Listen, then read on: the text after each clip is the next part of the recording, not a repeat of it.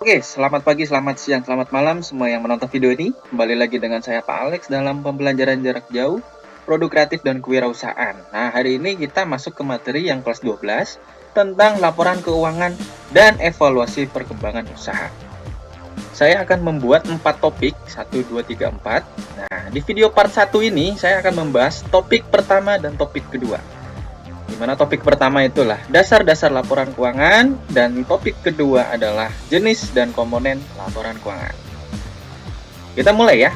Topik yang pertama, dasar-dasar laporan keuangan. Apa sih laporan keuangan itu?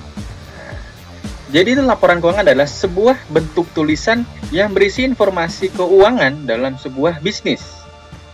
Laporan keuangan juga mencerminkan semua transaksi, baik itu usaha kecil maupun besar, sepanjang waktu yang menghasilkannya, baik peningkatan maupun penurunan.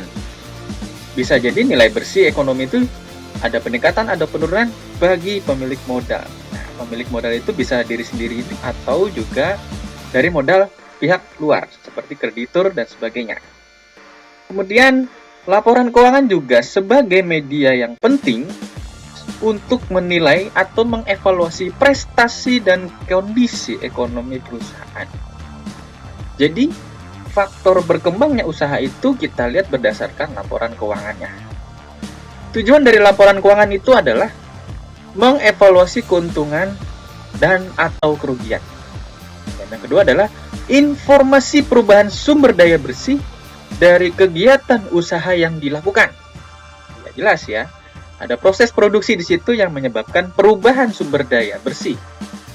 Yang ketiga adalah informasi keuangan untuk memperkirakan potensi pendapatan. Dan yang keempat adalah informasi posisi keuangan, kinerja, serta perubahan posisi keuangan. Ya, ada aktiva, ada pasiva, dan ekuitas. Semuanya itu pasti ada perubahan, baik posisi bertambah, berkurang, sebagainya. Ini adalah laporan keuangan. Kemudian manfaat dari laporan keuangan itu adalah bagi investor, bagi karyawan, pemberi pinjaman, pelanggan, dan pemerintah. Manfaat bagi investor apa sih? Jadi manfaat untuk investor itu untuk membantu menentukan harus membeli, menahan, atau menjual investasi tersebut.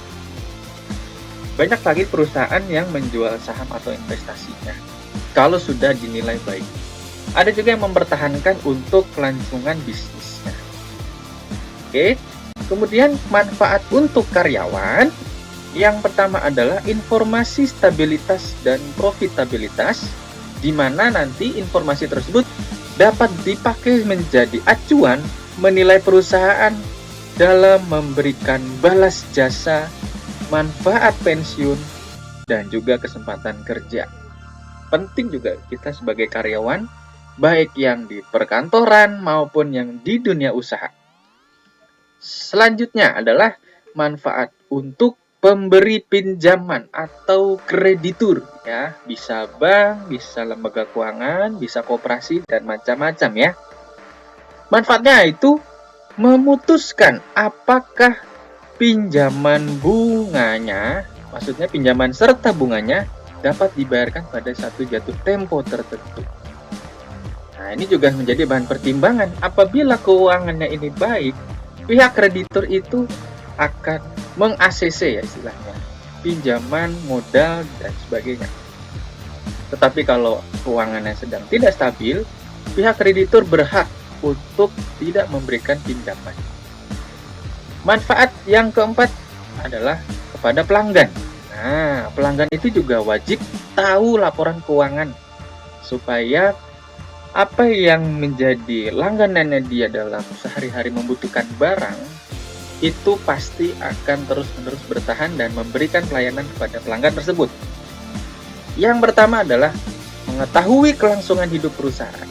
Ya, seperti yang saya jelaskan tadi.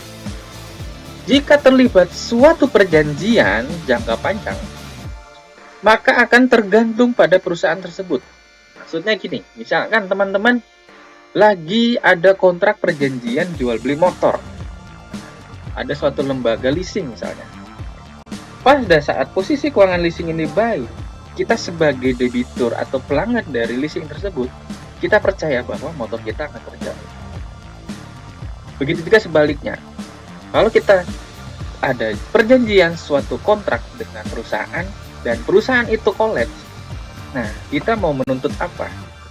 Sebagai pelanggan bisa menuntut untuk dikembalikan uangnya atau yang lain. Nah, jadi laporan keuangan itu penting untuk pelanggan juga. Kemudian yang kelima adalah manfaat bagi pemerintah. Nah, manfaat bagi pemerintah yang adalah mengatur aktivitas perusahaan, menetapkan kebijakan pajak, dan statistik pendapatan nasional. Pemerintah itu sangat berperan serta penting dalam dunia usaha di Indonesia maupun di internasional. Apalagi di masa pandemi ini sangat-sangat brainstorming supaya Indonesia ini tidak resesi. Jadi perputaran uang itu harus terus dijalankan supaya kegiatan ekonomi di saat pandemi ini tuh terus berjalan dan meningkat. Oke.